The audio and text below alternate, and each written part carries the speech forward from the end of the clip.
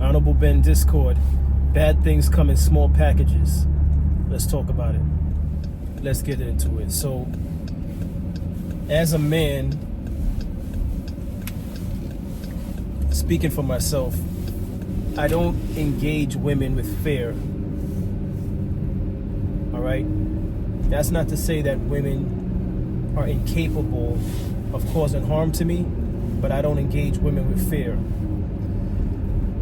So bad things come in small packages is an unfortunate story about a woman who by size was smaller than the person she attacked.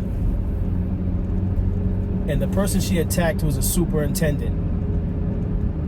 So this woman was about 4 feet 5 inches. If I'm mistaken on that actual number, forgive me. But what happened was, this was reported, I want to say a few days ago, maybe 2 days ago. The superintendent was instructed by his manager or his boss to go to that particular apartment to collect rent payment. Now, allegedly, this woman and her husband hadn't paid rent in 2 years, which accumulated to $24,000. Now, how this complex allowed them to get away with not paying 2 years worth of rent, $24,000, is beyond me. It's beyond me that they went that long without paying rent. And but in any event, this gentleman went to the residence to collect payment, or at least to speak on a payment plan. And I don't know how she was able to, but she attacked the superintendent with an object, killed the superintendent. How she got him into a garbage bag, I have no idea. All right. She put him in a garbage bag and placed him under a bed. Hence the name Bad Things Come in Small Packages. Because I could imagine if the superintendent was aware of, which he should be, aware of the certain tenants, he would think I can go to this house with no problem. You know, if the woman is home, no problem. Which I would have thought the same thing. Because I would think, what's she going to do to me? She might yell at me because she doesn't have the money, but you're not thinking while you're doing your job, it's going to be your last day doing your job. So in any event, she hit him, she stabbed him, she put him in a garbage bag. I don't know how she was able to put him in a garbage bag, because he was described as having he had some decent weight to him in size. Put him in a garbage bag and place him underneath the bed. She's strong. The woman is strong. This is a message to men underestimating some women. But in any event, if you haven't seen that news report, take a look at this. Good morning to both of you. Yes, behind me in this door here, you can actually see a face come in and out of frame, and that is an officer who is marking the scene, securing it, because a search warrant will be served here as soon as the sun comes up, because a body was found inside of a garbage bag underneath a bed.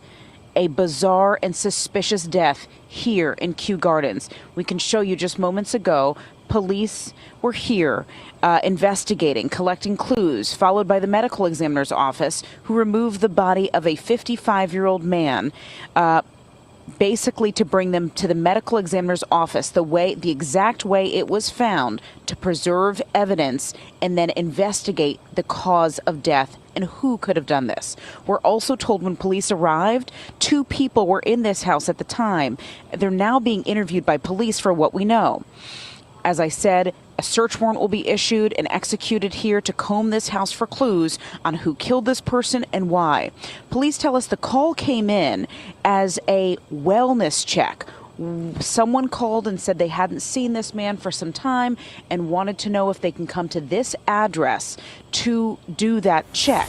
Police are telling us also at the same time that this is not the home of the 55-year-old that was dead, but they can't reveal just yet on what led them to this home.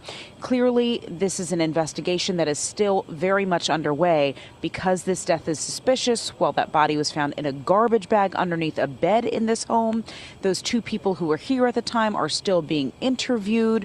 We don't know whose home this actually is or if there were signs of trauma inside the home. That's all part of the investigation, but clearly more to come on this suspicious death. We're live in Kew Gardens. I'm Calla Rama, Pix 11 News.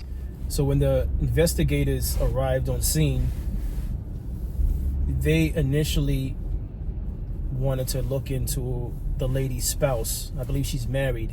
So they wanted to look into the husband in connection with the body. And they thought that because, once again, her stature. After looking into it, it was determined that the husband had an alibi. He was at work the whole entire time. And as a matter of fact, it seems as though the husband came home and noticed the body and called the authorities, which is kind of strange because the first news report that I just showed you, it seems as though they are, well, no, it makes sense. It makes sense. I was about to say that it seems as though the husband wasn't home when they, well, no, yes. So the first news report I sent you, this is where I'm a little confused about the news reports. It seems that as though someone from the superintendent's office put a call in for a wellness check because I guess he didn't return back to the office. And so when the authorities got there, I believe they found the body under the bed. But there wasn't a video that I saw where it seemed as though the husband came home and noticed the body and placed a call. So I'm not sure what exactly is the case, but the wellness check made by the superintendent's office sounds to be about right. But in any event,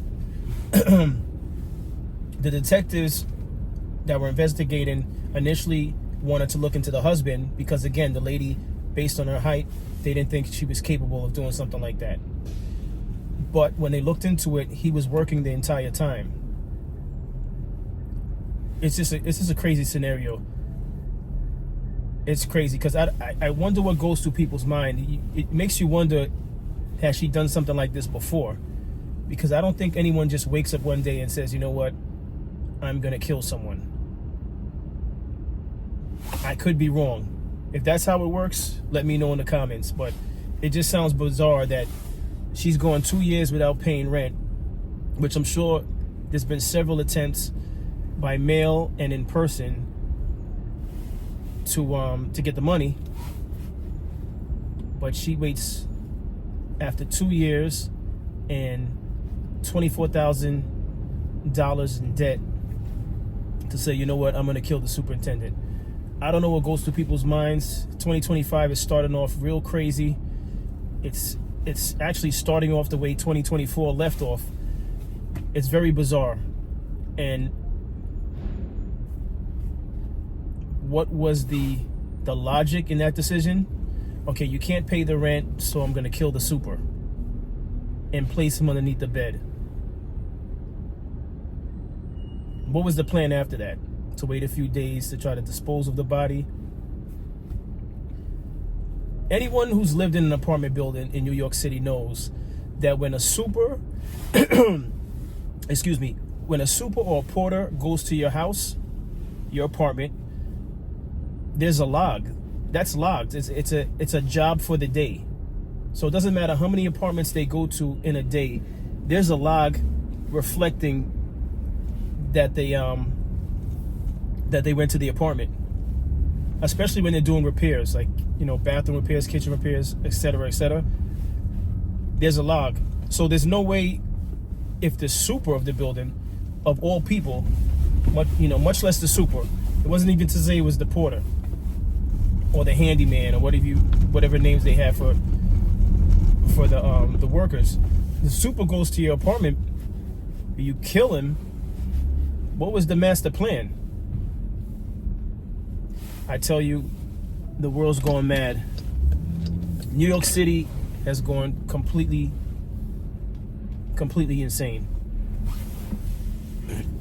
But here's the news report of when they arrested the woman for the murder of the super. Take a look at this. Tonight, the woman accused of killing her building superintendent over past due rent is expected to face a judge. Sandra Cotto Navarro was led from an NYPD station house charged with murder. And wait to hear how she was caught by cops.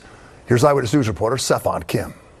48-year-old Sandra Cotto Navarro wearing handcuffs around her wrists and a smirk on her face after being charged with murdering her building superintendent. At 4 feet 5 inches tall, she is small in stature, but investigators say what she lacked in size, she made up for with a violent rage. You killed her super. What happened? Investigators say it was over $24,000 in overdue rent. She and her husband hadn't paid in 2 years. Neighbors at their apartment in Kew Gardens Hills tonight, stunned by the allegations. She was always sweet, honestly. She was always very sweet. I'm just a little surprised by this whole thing. Cops say Navarro hit her superintendent in the face and head with a blunt object, then stabbed him in the neck and the back of his left knee. Investigators originally thought the husband was somehow involved because the super is a pretty large man, and given how small she is, they didn't think she could have done this by herself. But surveillance video shows her husband was at work all day Tuesday. When police arrived that night, the couple answered the door. The husband then alerted police there was a body under the bed in the bedroom. That's where they found 55-year-old Jose Rene Portillo's body, wrapped in 2 garbage bags. His employer had sent him to collect the overdue rent. When he didn't hear from him all day, he called cops for a welfare check. Portillo was beloved by residents in the complex. Nicest guy in the world. Him, Yeah, always down to talk and have a conversation and help out. He's absolutely very nice guy. He was always helping everyone. He was always on the streets, going and coming back the whole day. You see him over here. Everybody know him. And whenever we need him, we ask him, and he always help everyone, whatever they need. In Kew Gardens Hills, Stefan Kim, Channel 7, Eyewitness News. There you have it. I don't have anything else to add to this story. I think this is bizarre. It's insane. Sign of the times. Sign of the times. I'm gonna leave it at that because it's a sign of the times. Everyone, be careful out there. Take care of yourselves. And for men and women, never underestimate anyone. I think it's clear from last year and this year. I come from a generation, I come from a generation where, yes, there were shootings, stabbings, but there was also a great deal of just fist fights. And I know this wasn't a fight, this particular incident, but I'm just saying, we live in a time now where fighting is like the last resort. No one's fighting. The first resort is either using a weapon, either a gun or a knife, and we know what the outcomes are when those things are used. So everyone, just be careful out there. No matter where you reside, whether you reside in New York or you reside in another state, just be careful out there. Never underestimate anyone. Don't be so quick to retaliate. You know, protect yourself for the sake of your family and for the sake of yourself. As always, I appreciate everyone for tuning in. Like, share, subscribe. Take care.